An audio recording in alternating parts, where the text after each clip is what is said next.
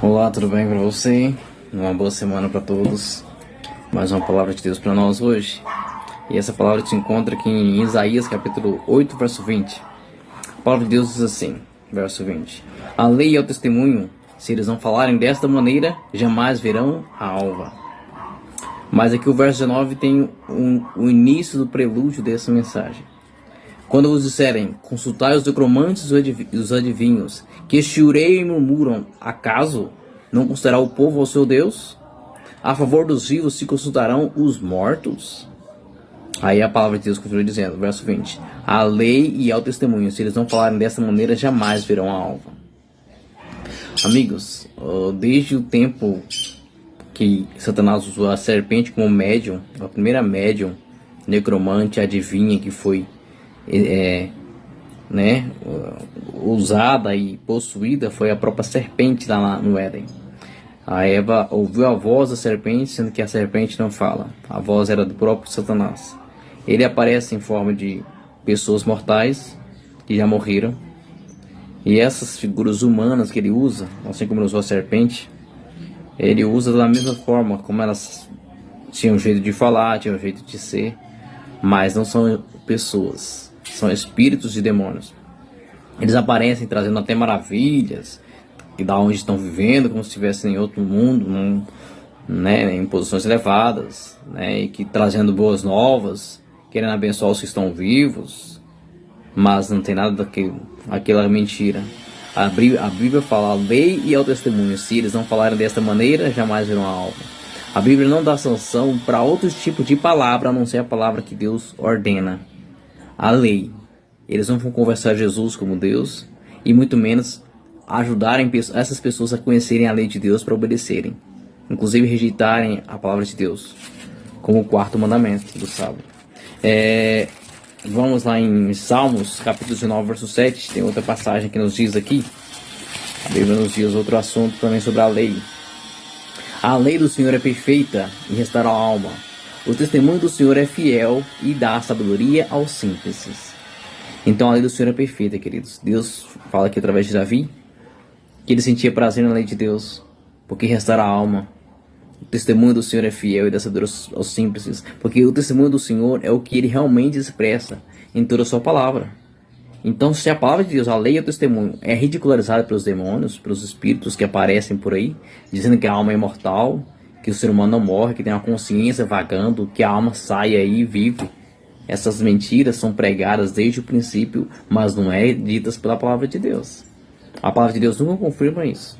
Então, se a palavra de Deus, que é a lei do Senhor, que é perfeita e restaura a alma, que dá sabedoria aos simples, não prega dessa maneira, não ensina que os mortos têm consciência, porque os mortos não sabem coisa nenhuma. Lá em Eclesiastes fala sobre o que acontece com os mortos. Eles não pensam, não podem fazer mais nada. Tudo que está aqui nessa terra, eles não têm conhecimento mais. Obras, qualquer coisa que eles faziam projetos, eles não têm ciência disso mais. Por quê? Porque sua memória jaz no esquecimento. Deus, ele é muito sábio em tudo que ele faz, e ele não quer que seus filhos sejam enganados, porque a palavra de Deus ela é provada através dela mesma.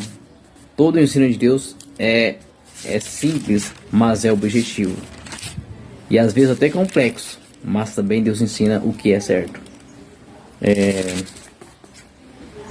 Deixa eu ver onde eu acho aqui.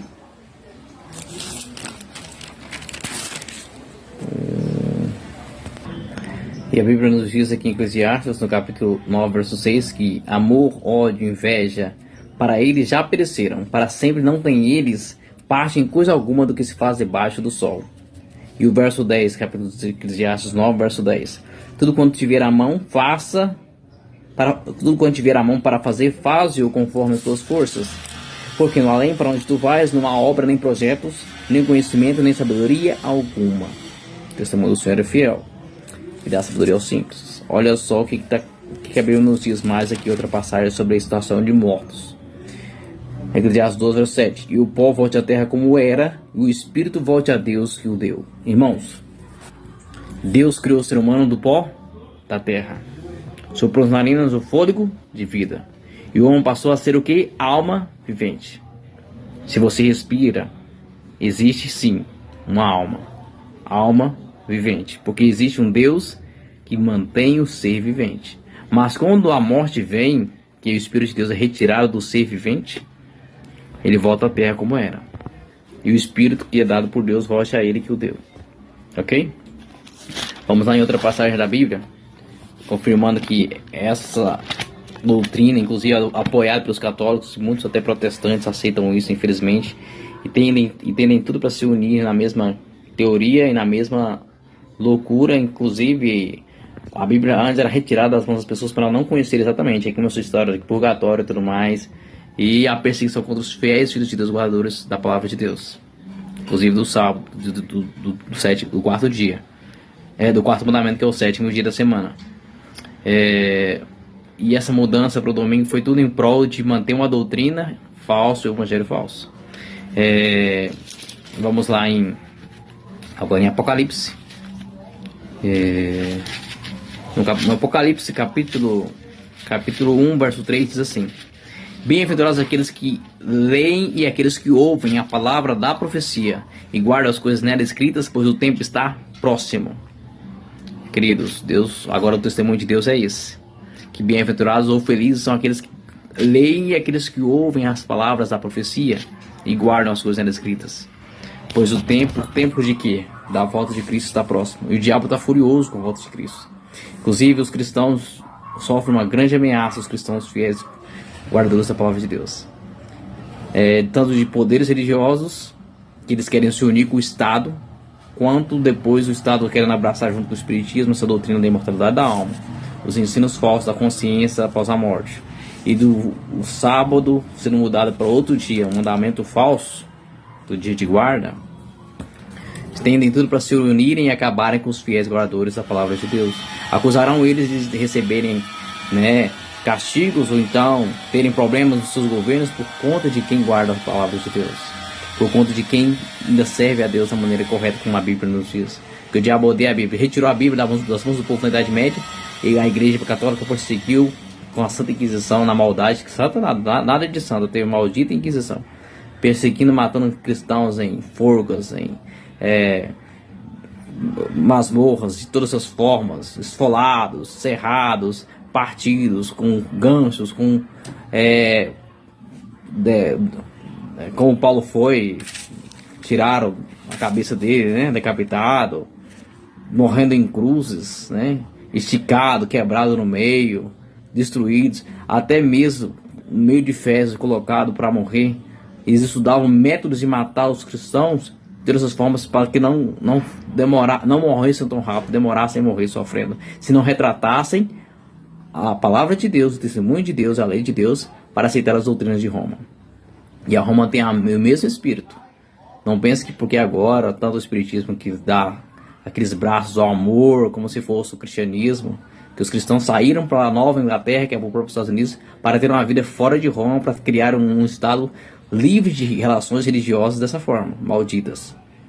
E, infelizmente, hoje em dia, o mundo está abraçando novamente. E a Bíblia fala que na profecia até os Estados Unidos abrirão mão dessa liberdade religiosa que a gente tanto aprecia hoje, e temos como gozo essa liberdade ainda, que foi dificilmente, ficou 1260 anos de grande perseguição católica contra os fiéis guardadores da palavra de Deus. Começou com Lutero, não tinha muita luz a palavra de Deus em relação ao sétimo dia, mas guardavam as palavras de Deus.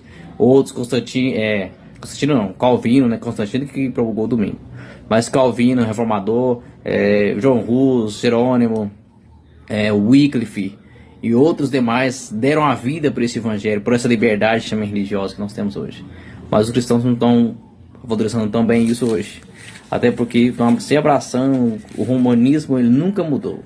A esfera dele de continuar combatendo todos que rejeitam a igreja como o Papa, como superior da igreja, como se fosse o Cristo aqui, substituído. Deus não é substituído de forma alguma. A palavra de Deus nos ensina que não existe nenhum poder na terra superior ao que Cristo é. Se Satanás quer ser superior desde o céu, então ele bota na cabeça do homem a mesma coisa. E o Papa se representa da mesma forma, como se fosse o tal Cristo que não é Cristo nenhum. Então ele quer estar em lugar de Deus. Lá em Apocalipse capítulo 18, a última passagem que eu vou ler aqui agora, Apocalipse 18, a Bíblia nos diz. E o verso... Apocalipse 18... Verso 4. Ouvi outra voz do céu dizendo: retirai-vos dela, povo meu, para não seres cúmplices em seus pecados e para não participar dos seus flagelos.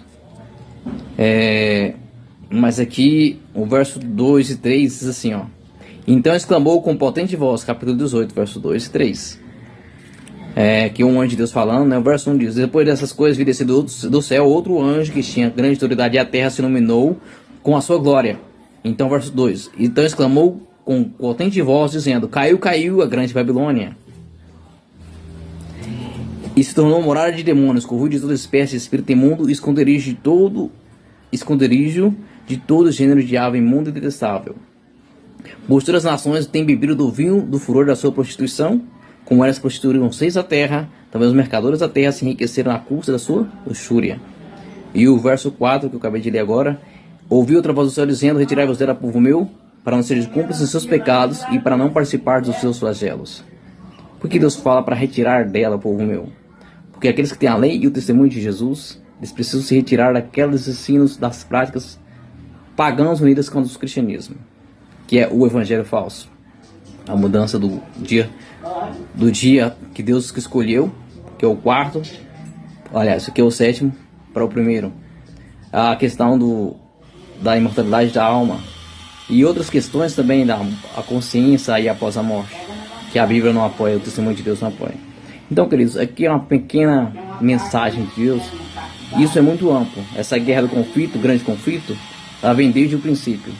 Somente os que manterem a fé firme e confiarem na palavra de Deus e aceitarem como ela é, vão estar livres e vão se livrar desses enganos, que serão mais profundos, mais intensos.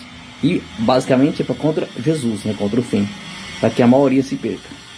Então se prepare, queridos, estamos numa grande batalha. E essa batalha é sangrenta, não é uma batalha fácil. E se queremos estar livres dessa batalha com Cristo para vivermos na eternidade, devemos confiar na palavra, na lei e no testemunho. Isso aí.